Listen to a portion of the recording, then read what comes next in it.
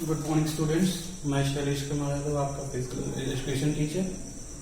तो आज से आप लोगों का फर्स्ट चैप्टर स्टार्ट होता है। जैसा कि आप जानते हैं कि हमने आपको सिलेबस स्टार्टिंग में सभी को भेजा था, तो उसमें फर्स्ट चैप्टर आपका है प्लानिंग इन स्पोर्ट्स। तो सबसे पहले समझते हैं कि प्लानिंग का मतलब क्या होता है। तो प्लानिंग का मतलब होता है, planning is a way to systematic, direct and organise the event and extract the advantage of the available resources। मतलब आप कह सकते हैं कि प्लानिंग एक सिस्टमेटिक, किसी भी काम को करने का या किसी भी इवेंट को ऑर्गेनाइज करने का, पूरा करने का एक तरीका होता है, सिस्टमेटिक वे होता है। और हम एक डिफिनेशन और दूसरी डिफिनेशन से समझ सकते हैं, जैसा कि लिखा है इसमें, planning is a process of making a sequence of work for any action.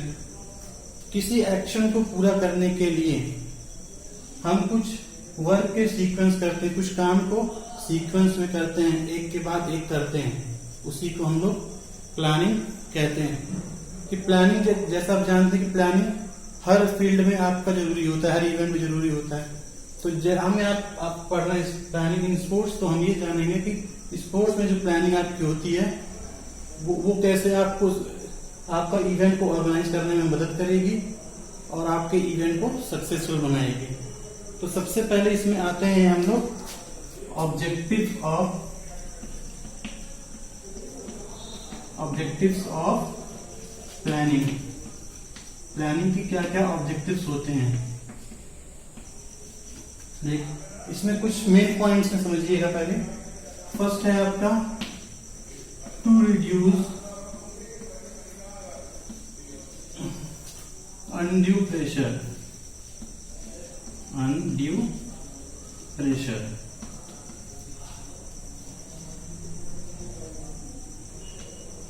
to reduce undue pressure।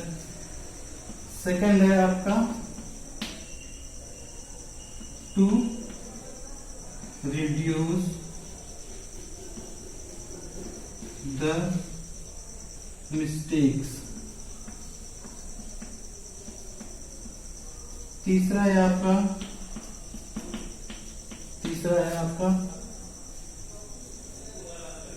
it help the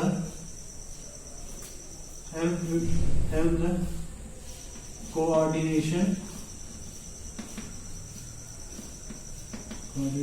between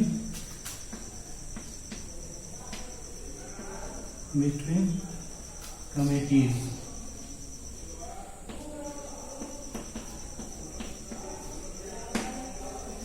next है आपका टू इनहैंस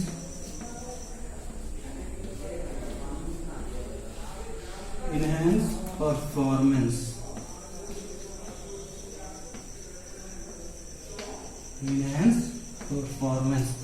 एंड नेक्स्ट आप कह सकते हैं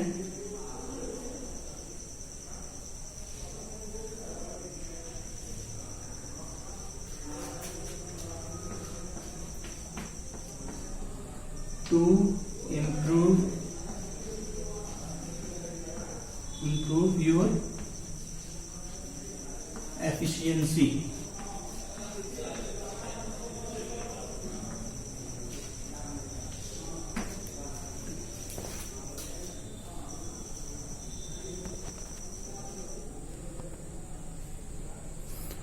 जैसा कि आप देख सकते हैं ऑब्जेक्टिव ऑफ प्लानिंग में कुछ मेन पॉइंट्स आपके सामने हैं। जो पहला आप देख सकते हैं, टू रिड्यूस अनड्यू प्रेशर। यानी आप मान लीजिए जब भी कोई इवेंट ऑर्गेनाइज करते हैं तो आपके ऊपर बहुत सारा प्रेशर होता है कि आप ये इवेंट कैसे ऑर्गेनाइज होगा, इसको प्लानिंग कैसे की जाएगी, कैसे ही पूरा होगा, तरह तरह के प्रेशर होते हैं। अगर प्लानिंग अगर आपकी सही होगी किसी इवेंट को लेके, तो आपका जो प्रेशर है वो ऑटोमेटिकली कम हो जाएगा, आपके ऊपर प्रेशर उतना नहीं रहेगा। सेकंड है आपका टू रिड्यूस द मिस्टेक्स। अगर आप किसी भी चीज की प्लानिंग पहले से किए रहेंगे तो आपकी गलतियां होने के चांसेस कम होते हैं। तो आप ऐसे समझ सकते हैं कि जैसे मान लीजिए कोई आपने इवेंट ऑर्गेनाइज किया, तो अगर आपकी प्लानिंग पहले से नहीं है तो लास्ट टाइम प्लानिंग करते समय कुछ ना कुछ मिस्टेक्स हमेशा होती हैं। तो अगर आप प्लानिंग पहले से ही उसकी किए हैं तो उसमें आपके मिस्टेक्स होने के चांसेस बहुत ही कम होते हैं। थर्ड है आपका, it help the coordination between committees. जैसा कि आप जानते हैं, हमने जब प्लानिंग करते हैं तो इसमें हमारी डिफरेंट डिफरेंट टीम्स होती हैं। जैसा कि समझिएगा इसका मतलब, जैसे मान लीजिए इवेंट में आपके खाने पीने के सामान होते हैं, कुछ लोग होते हैं जो आपके गेस्ट को वेलकम करते हैं, कुछ लोग होते हैं आपका टेक्निकल एरिया देखते हैं, कुछ लोग फाइनेंशियल एरिया देखते हैं। तो अगर आप प्लानिंग किए रहेंगे तो जितनी भी टीम्स आपकी वर्क कर रही, जितनी भी कमेटीज आपकी वर्क कर रही है, तो उनके बीच में कोऑर्डिनेशन बना रहेगा। नेक्स्ट है आपका, टू इनहेंस परफॉर्मेंस। प्लानिंग से वजह से क्या होता है, एक स्पोर्ट्स पर्सन अपना परफॉर्मेंस को भी इंक्रीज कर सकता है, इनहेंस कर सकता है। फॉर एग्जाम्पल के तौर पर समझिएगा, जैसा कि आप जानते हैं ये अगला जो वर्ल्ड कप है आपका, हाँ वर्ल्ड कप हर 4 साल में आता है, तो प्लेयर्स को पता होता है कि हाँ अगले 4 साल बाद वर्ल्ड कप आने वाला है, तो वो वर्ल्ड कप को लेके अपनी प्रिपरेशन स्टार्ट करता है, काफी पहले से स्टार्ट करता है, जिसकी वजह से उसका जो परफॉर्मेंस है वो काफी बढ़ जाता है, काफी अच्छा हो जाता है। नेक्स्ट है आपका, टू इम्प्रूव योर इफिशियंसी। वो आपकी इफिशियंसी को इम्प्रूव करता है। मतलब आपका इम्प्रूव मतलब आप कह सकते हैं वो इम्प्रूव करता है, मतलब आप कह सकते हैं कि आपको एफिशिएंसी को बढ़ाता है, इम्प्रूव करता है। एफिशिएंसी मतलब आप जानते हैं जैसे क्षमता आपकी वो बढ़ाता है कि आप प्लानिंग छोटा इवेंट ऑर्गेनाइज कर सकते हैं या कोई बड़ा इवेंट ऑर्गेनाइज कर सकते हैं, वो आपकी एफिशिएंसी को इम्प्रूव करेगा। वो अगर आपने इवेंट की प्लानिंग सही की है तो इस स्टूडेंट्स आप नेक्स्ट इसमें हम देखेंगे ऑब्जेक्टिव के बाद आपकी जो हमारी वेरियस कमिटीज जो हैं, जो हमारे इवेंट को सक्सेसफुल बनाने में मदद करती हैं। तो यहां तक नोट कर लीजिएगा सभी लोग। ये ऊपर का हम मिटा देते हैं।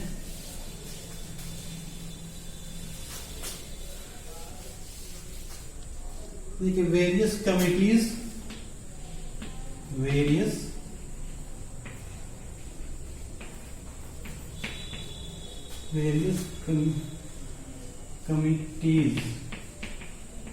Committees for planning.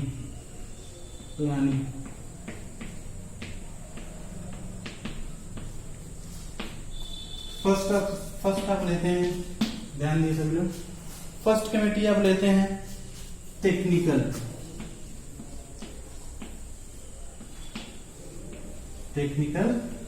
Committee.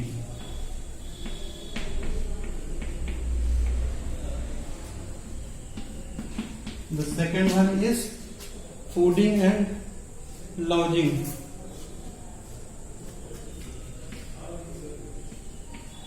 Fooding and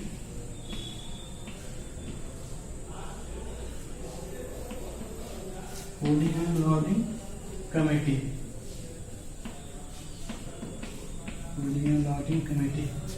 Next one is transport committee.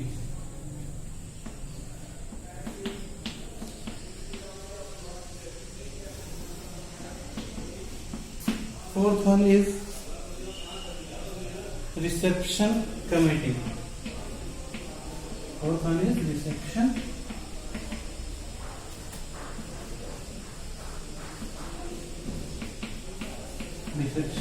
committee. इसके बाद आप कुछ कमिटीज के नाम और आते हैं, जैसा कि इसके आगे जैसे हम कह सकते हैं, नेक्स्ट आपकी हैं ground and equipment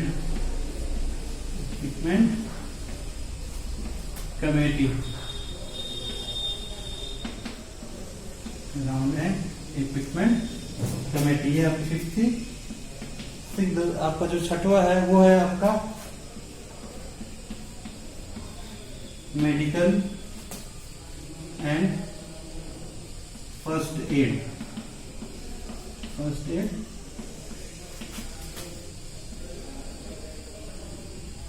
committee.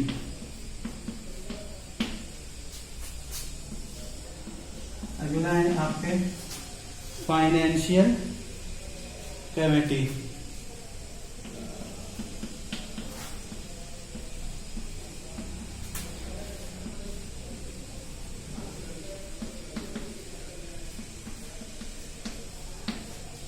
Next and last is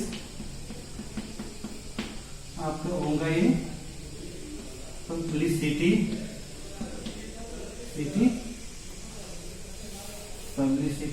committee.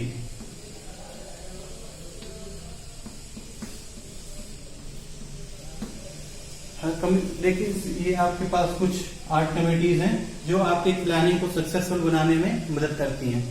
तो हम लोग शॉर्ट में एक एक सबके बारे में एक एक पॉइंट्स सबके बारे में जानने की कोशिश करते हैं। पहला है आपका टेक्निकल कमेटी। ठीक है, इस कमेटी की जिम्मेदारी होती है कि जो हम स्पोर्ट्स इवेंट ऑर्गेनाइज कर रहे हैं तो उसमें रेफरीज कौन होंगे, जजेस कौन होंगे और टाइम कीपर कौन होंगे, इन सब के बारे में जो टेक्निकल कमेटी है वो आपका डिस्कस करती है। इसमें इस चीज की प्लानिंग होती है। नेक्स्ट है आपका फूडिंग एंड लॉजिंग कमेटी। जैसा कि आप नाम से समझ लें, फूडिंग एंड लॉजिंग कमेटी। जो भी आपका स्पोर्ट्स इवेंट ऑर्गेनाइज होता है तो उसमें ये इस कमेटी का ये जिम्मेदारी होती है कि जो आपके पार्टिसिपेंट्स आए हैं उनकी फूडिंग एंड लॉजिंग की व्यवस्था कराई जाए, ताकि यानी मतलब उनके खाने पीने की और रहने की व्यवस्था कराई जाए। नेक्स्ट है आपका ट्रांसपोर्ट कमेटी। जैसा कि आप पढ़ के समझ जाएंगे, ट्रांसपोर्ट कमेटी मतलब आपके जितने भी आपके पार्टिसिपेंट्स हैं उनको, अगर मान लीजिए कहीं आपका स्पोर्ट्स वेन्यू दूर है, उनको कहीं और रखा गया है, तो वो उनके लिए ट्रांसपोर्ट की व्यवस्था कराई जाए ताकि वो लोग स्पोर्ट्स वेन्यू पर पहुंच सकें। नेक्स्ट है आपका रिसेप्शन कमेटी। देखिए रिसेप्शन कमेटी का काम क्या होता है, जो आपके चीफ गेस्ट होते हैं और जो उनके साथ जो रेस्पेक्टेड डेलीगेट्स आते हैं उनको वेलकम करने की जिम्मेदारी रिसेप्शन कमेटी की होती है, जो कि आपका या तो ओपन सेरेमनी में होता है या क्लोजिंग सेरेमनी में होता है। नेक्स्ट है आपका ग्राउंड एंड इक्विपमेंट कमेटी। इस कमेटी की जिम्मेदारी यह होती है कि जो भी आपके स्पोर्ट्स इवेंट ऑर्गेनाइज होने वाले हैं उनके लिए ग्राउंड प्रोवाइड कराना, उनके आप जो भी आपके स्पोर्ट्स ऑर्गेनाइज कर रहे हैं उससे जुड़े आपके जितने भी इक्विपमेंट्स हैं, जितने भी सामान है उसको प्रोवाइड करवाना, ये ग्राउंड एंड इक्विपमेंट कमेटी की रिस्पॉन्सिबिलिटी होती है। नेक्स्ट है आपका medical and first aid committee. जैसा कि आप जानते हैं, इसको अगर आपने कोई स्पोर्ट्स इवेंट ऑर्गेनाइज किया है तो उसमें प्लेयर्स को चोट इंजरी जरूर होगी, तो उसके ये जो कमेटी हमारी medical and first aid committee ये इन सब चीजों का ध्यान रखती है ताकि ग्राउंड में जो भी आपके जो पार्टिसिपेंट्स को होने वाली इंजरी है उसको ये कम कर सकें, उसमें ये पार्टिसिपेंट्स की मदद कर सकें। नेक्स्ट है आपकी फाइनेंशियल कमेटी। ये आपका सबसे इंपॉर्टेंट होता है कमेटी में। ये आपकी जो भी आपने प्लानिंग की है, जो भी इवेंट्स की प्लानिंग की है, उसका जो फाइनेंशियल जितनी भी चीजें हैं उसमें कितना खर्चा हुआ, कितना पैसा कहाँ लग रहा है, कितना पैसा और कहाँ लगाना है, तो इसके बारे में जितनी भी जिम्मेदारियां होती है, रिस्पॉन्सिबिलिटी होती है, वो फाइनेंशियल कमेटी की होती है। नेक्स्ट है आपका पब्लिसिटी कमेटी। पब्लिसिटी कमेटी जैसे आप समझ सकते हैं कि इनका ये काम होता है, ये जो भी आपका स्पोर्ट्स इवेंट हो रहा है उसको पब्लिसिटी प्रोवाइड करने में मदद करते हैं। जैसे मान लीजिए कि कौन सा इवेंट कब होगा, किस कमेटी के द्वारा किस इवेंट को ऑर्गेनाइज किया जाएगा और कौन सी टीम किससे खेलेगी, किस दिन खेलेगी, किस दिन ओपनिंग सेरेमनी है, किस दिन क्लोजिंग सेरेमनी है, किस दिन फाइनल्स है, तो उन सब की जो जितनी भी पब्लिसिटी है, उन सब की जितनी भी इंफॉर्मेशन है वो पब्लिसिटी कमेटी प्रोवाइड करवाती है। तो देखिए ये सभी हमारे एक स्पोर्ट्स इवेंट को अगर सक्सेसफुल बनाना है तो इन सभी कमिटीज के बीच में कोऑर्डिनेशन होना बहुत ही इम्पोर्टेंट है। अगर कोऑर्डिनेशन अच्छा होगा तो हमारा जो हमने जो स्पोर्ट्स इवेंट ऑर्गेनाइज किया है, जो प्री प्लान है, पहले से ही हमने फुल प्लानिंग के साथ स्टार्ट किया है, वो अच्छे तरह से कंप्लीट हो जाएगा। तो बच्चों आज के लिए इतना ही। नेक्स्ट वीडियो आपका मिलेंगे आपसे ट्यूसडे को, और ध्यान रखिएगा हमारा वीडियो आपको मिलेगा हर ट्यूसडे एंड फ्राइडे को। तो ट्यूसडे एंड फ्राइडे को हमेशा रेडी रहिएगा। तो आज के लिए बस इतना ही। तो कल इसके आगे हम पढ़ेंगे टूर्नामेंट्स एंड इट्स टाइप्स। तो पहले जितना हमने आपको बताया तो उसके कुछ जुड़े क्वेश्चंस हैं, उसको लिख लीजिएगा। पहला क्वेश्चन लिखिएगा, what is planning and write their objectives, यानी प्लानिंग क्या है और उसकी ऑब्जेक्टिव्स। सेकंड लिखिएगा क्वेश्चन कि write the work of various committees in organising a sport event. तो students, thank you for today's. Next आपको हम मिलेंगे ट्यूसडे को। Till then, thank you.